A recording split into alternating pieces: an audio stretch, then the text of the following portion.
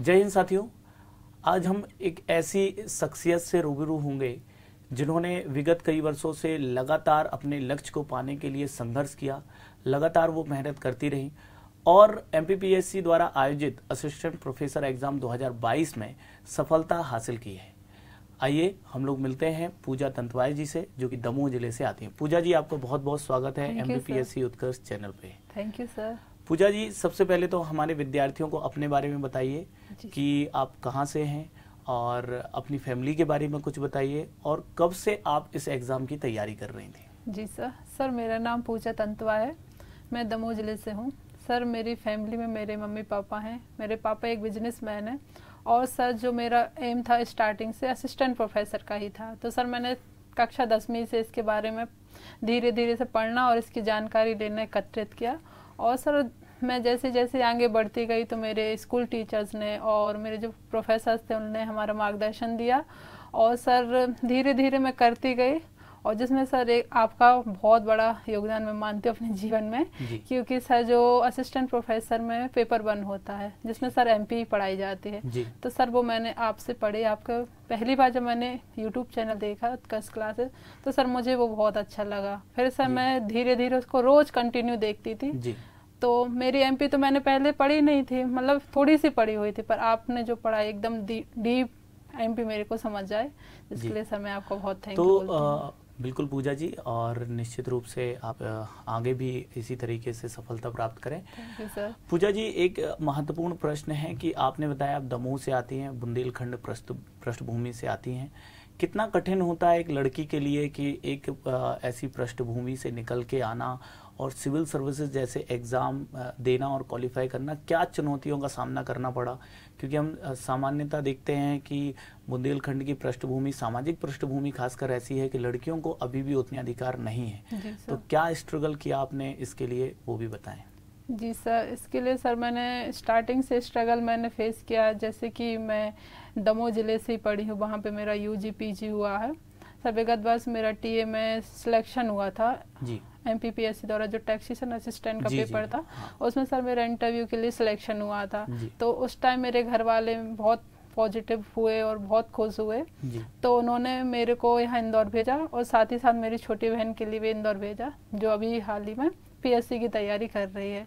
और सर जो मुझे चुनौतियाँ देखी जाए तो सर पारिवारिक चुनौतियाँ तो कम, पर सामाजिक रूप से जो लोग रहते हैं उन्होंने बहुत, पड़ोसी खासकर होते हैं, आसपास के लोग होते हैं, बहुत टॉन्ट मारे। पर आज मैं बहुत खुश हूँ, वो जो टॉन्ट भी मारते थे ना मुझे, तो आज वो सब थैंक यू, कॉन्ग्रेचुलेशन ऐसे बोल रहे हैं। तो मुझे भी अच्छा लग रहा है कि वो भी मेरी सफलता में कहीं ना कहीं खुश हैं या फिर दिखावा कर रहे हैं, कुछ भी हो। बिल्कुल। पर सर मेरा मानना है कि अगर आप अपने गोल में अडिग होना तो हमें किसी की नहीं सुनना चाहिए। हमें जो हमारे अंदर चल रहा है वही उसको लेके आगे बढ़ना चाहिए। वो तो लोग रहते हैं हमें गिराने के लिए, हमें गिरना नहीं है, हमें बस उठना है और अपने लक्ष्य के लिए आगे बढ़ते रहना है। बिल्कुल, मैं भी यही बात कई बार विद्यार्थियों को कहता हूँ और इसके लिए एक मोटिवेशनल मैं कोट भी कहता हूँ कि रख हौसला वो मंजर भी आएगा, प्यासे के पास चल के समंदर भी आएगा, थक कर ना बैठना ए मंजिल के मुसाफिर, क्योंकि मंजिल मिलेगी और मिलने के बाद मज़ा भी आएगा। क्योंकि जो पड़ोसी,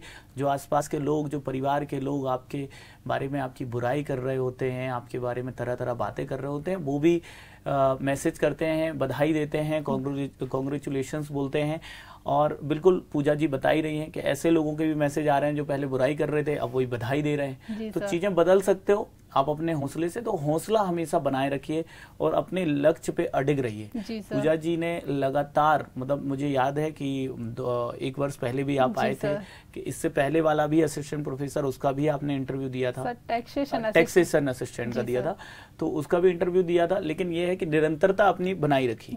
तो पूजा जी, असिस्टेंट प्रोफेसर में चयन के लिए कौन कौन सी बातें महत्वपूर्ण होती है, चरण क्या होते हैं, एक बार पूरा प्रोसेस भी बताइए आप इसके लिए। जी सर, सर्वप्रथम सर हमें अपना ग्रेजुएशन, जिस सब्जेक्ट से हमने 11th 12th किया है उसमें हमें ग्रेजुएशन करना पड़ता है।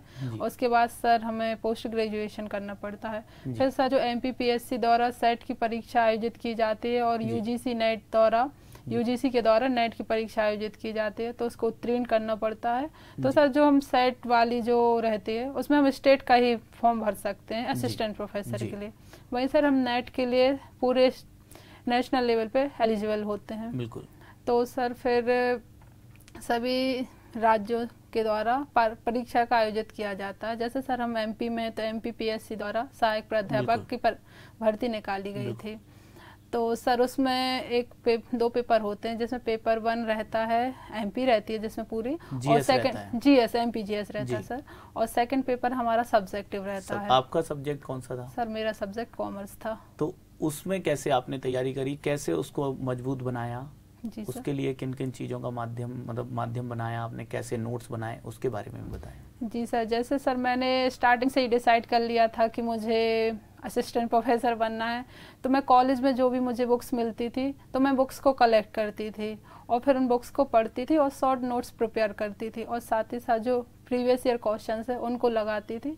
और यूट्यूब में जैसे कोई टॉपिक में डिफ़िकल्टीज होती थी तो उस टॉपिक को देख के फिर उसको सॉल्यूशन करती थी, जिसमें सर मुझे लगता है कि अगर हम सेल्फ स्टडी से पढ़ेंगे, सेल्फ बुक से मिलेंगे तो हमारे डाउट भी पूरे क्लियर हो जाते हैं। जी सर। प्रीवियस ईयर के क्वेश्चंस भी लगाए होंगे, MCQ वगैरह लगाए होंगे।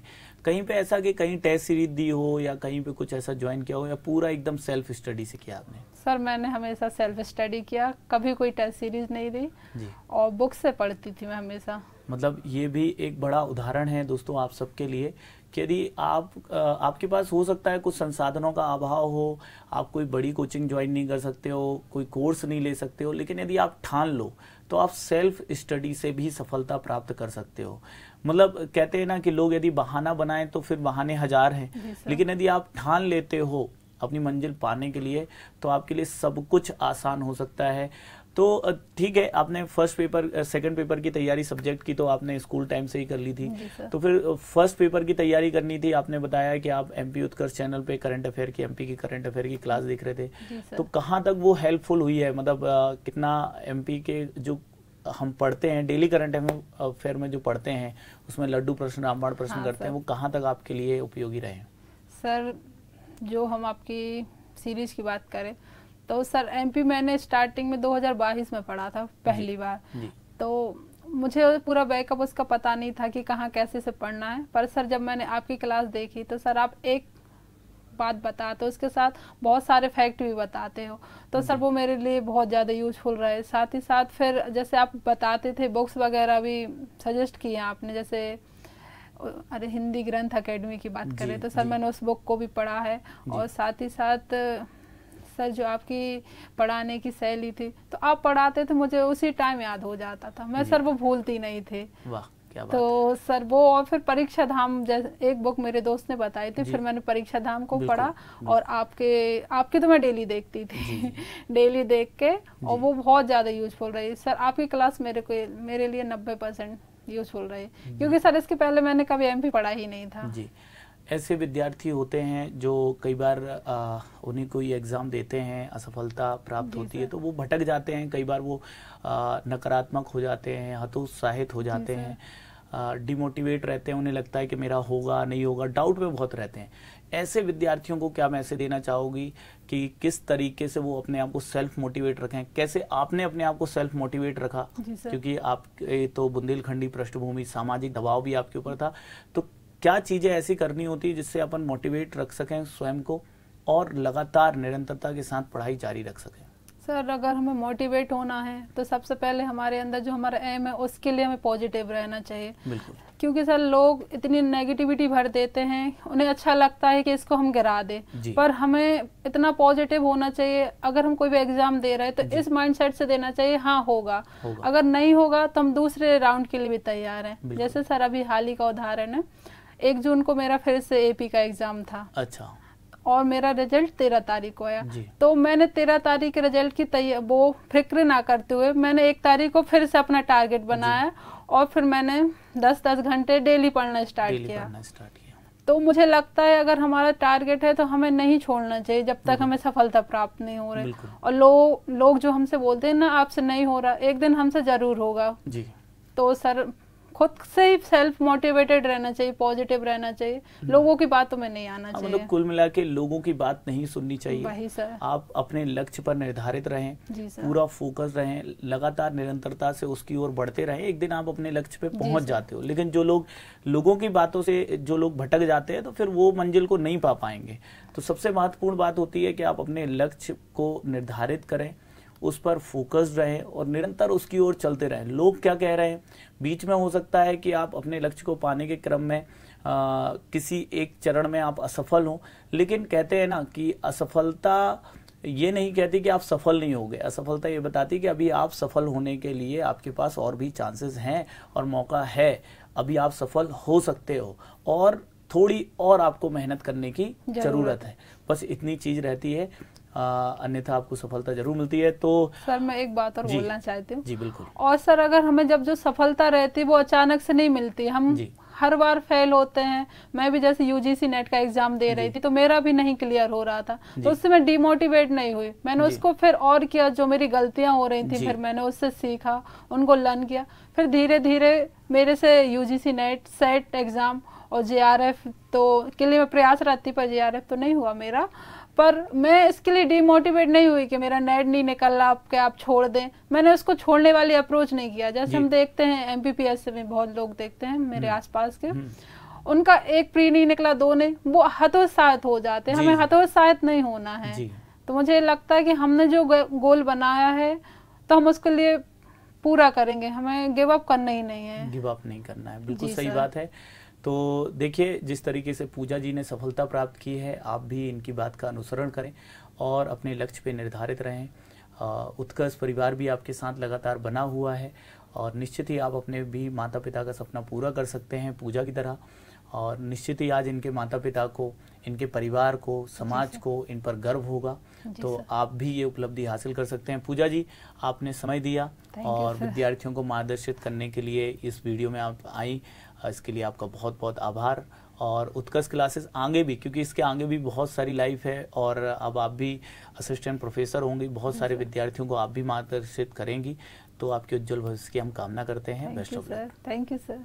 जय हिंद साथियों।